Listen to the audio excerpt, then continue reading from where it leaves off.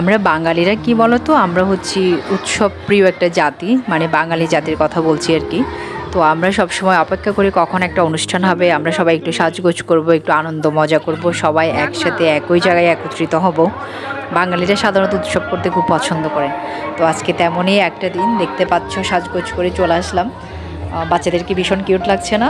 Colourful লাগছে সবাইকে, কারণ আজকে হচ্ছে নববর্ষ, যদিও বা অনেক লেটে ভিডিও যাচ্ছে, তারপরেও সবাইকে জানাচ্ছি নববর্ষের অনেক অনেক শুভেচ্ছা। তো দেখো আজকে সবাই আমরা একত্রিত হয়েছি আমাদের চট্টগ্রামের সিআরবিতে, এখানে বর্ষবরণ অনুষ্ঠানে। সবাই বিভিন্ন ধরনের কালারফুল ড্রেস পরে এসছে। সিআরবি জায়গাটা এমনিতে অনেক সুন্দর, এমনি নর্মাল কোনো অনুষ্ঠান ছাড়াও যদি যাই না কেন খুব ভালো লাগে, কারণ এখানে হচ্ছে বহু বছরের পুরনো গাছগুলো রয়েছে, প্রকৃতি অনেক সুন্দর আর সবুজ দেখতে তো সবারই ভালো লাগে। তো আজকে আমি যদিও আসলাম নববর্ষকে বরণ করতে, শুধু তাই নয়, মেয়ের প্রোগ্রাম রয়েছে বলে আসা, না হলে হয়তো আরেকটু লেটে আসতাম। এখন অনেকটা সকালে এসছে। তো তোমাদেরকে ইন্ট্রোটা দিতে ভুলে গেছি। তো ফ্রেন্ডস, সবাই কেমন আছো? আশা করছি সবাই ভালোই আছো। লেটে ভিডিও যাচ্ছে, তারপরে যেহেতু ভিডিওটা আমার করা ছিল তাই তোমাদেরকে আমি এটা মানে পাবলিশ করলাম।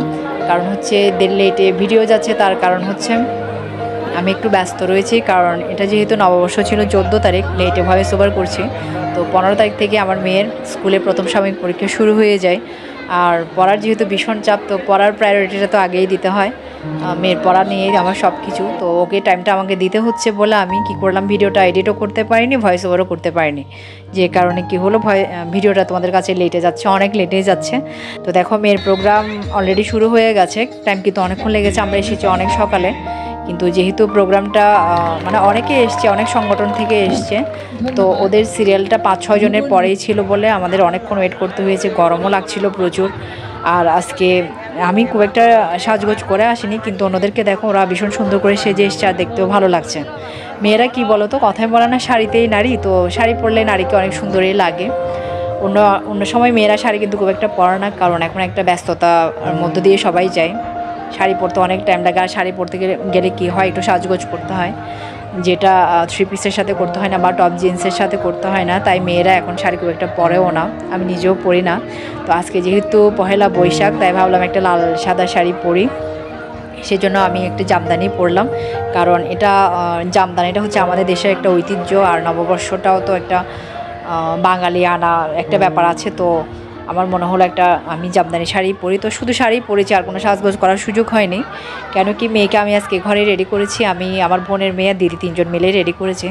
তো যেহেতু প্রোগ্রামের একটা নির্দিষ্ট টাইম ছিল, টাইমের মধ্যেই যেতে হবে, তো মেয়েকে রেডি করতে গিয়েই আমার অনেক টাইম চলে গেল। এর আগের দিনের ভিডিওতে তোমরা দেখেছিলে, ওই দিনও মেয়েকে রেডি করতে হয়েছিল, কিন্তু তখন আমি পার্লারে করেছিলাম। তো পরপর যেহেতু 2 দিন প্রোগ্রাম রয়েছে, ও ছোটো বাচ্চা, তো কী হয়, স্কিনে প্রবলেম হয়ে যেতে পারে বলে হাজব্যান্ড নিষেধ করছিল আর কি, যে পার্লারে নিও না।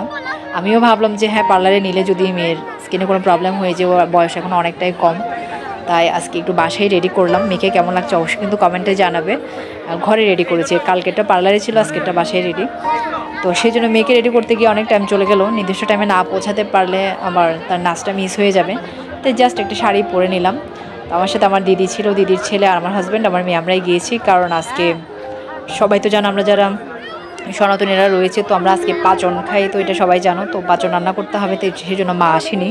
আমি যদিও বা মাকে অনেক বলেছি যে গিয়ে বিকালে পাঁচন রান্না করবে, কিন্তু না, মা নিয়ম মানবে, সেই জন্য মা আজকে আসতে পারেনি। আর ছোটো বোনও আসা হয়নি, ছোটো বোন বাসায় আসবে কিন্তু সে প্রোগ্রামে আসতে পারেনি।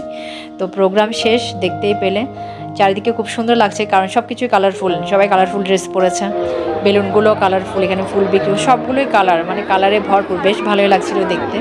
আর মেলা বসেছে, অনেক কিছুই আছে এখানে মেলায়, মুড়ি মুড়কি দেখতেই পাচ্ছ তোমরা।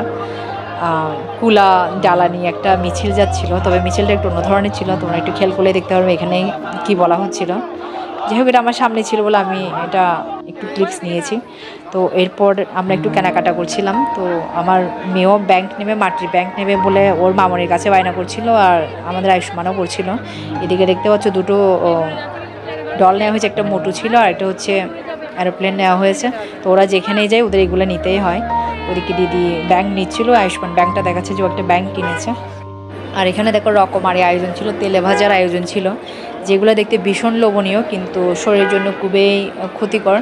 তো খেতে ইচ্ছেও ছিল, কিন্তু খাইনি।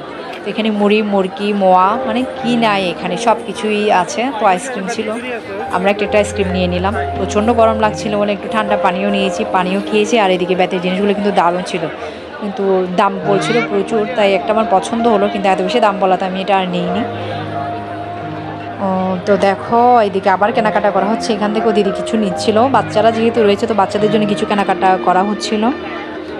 আর ওদেরকে দেখে আমার ছোটোবেলার আমার বাড়ির মেলার কথাও মনে পড়ছিল। আমাদের ওখানে একটা বাঘের মেলা হতো রাউজানে, যেহেতু আমার বাড়ি, তো বাঘের মেলা হতো, ওটা আমি খুব মিস করছিলাম।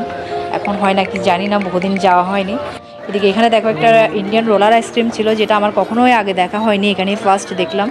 তো এর আগে যেহেতু আইসক্রিম খাওয়া হয়ে যায় তাই সেকেন্ডবার আইসক্রিম খাইনি আমরা, কিন্তু তবে এটা দেখে আমার খুব খেতে ইচ্ছে হচ্ছিল, বাট বেশি গেলে ঠান্ডা লেগে যাবে, সেজন্য আর এটা খাওয়া হয়নি। এখানে ছিল হাওয়াই মিঠাই, রকমারি আয়োজন ছিল। তো ফ্রেন্ডস, আজকের মতো ভিডিওটা আমি এখানেই শেষ করছি। কেমন লাগলো তোমাদের জানি না, যদি ভালো লাগে তো লাইক কমেন্ট শেয়ার করো, আর যারা চ্যানেলকে এখনও সাবস্ক্রাইব করো না প্লিজ একটু সাবস্ক্রাইব করো, ফেসবুকে যারা আছো একটু ফলো করে দিও। তো আজকের মতো এখানেই শেষ করলাম, পরের ভিডিওতে আবার দেখা হচ্ছে।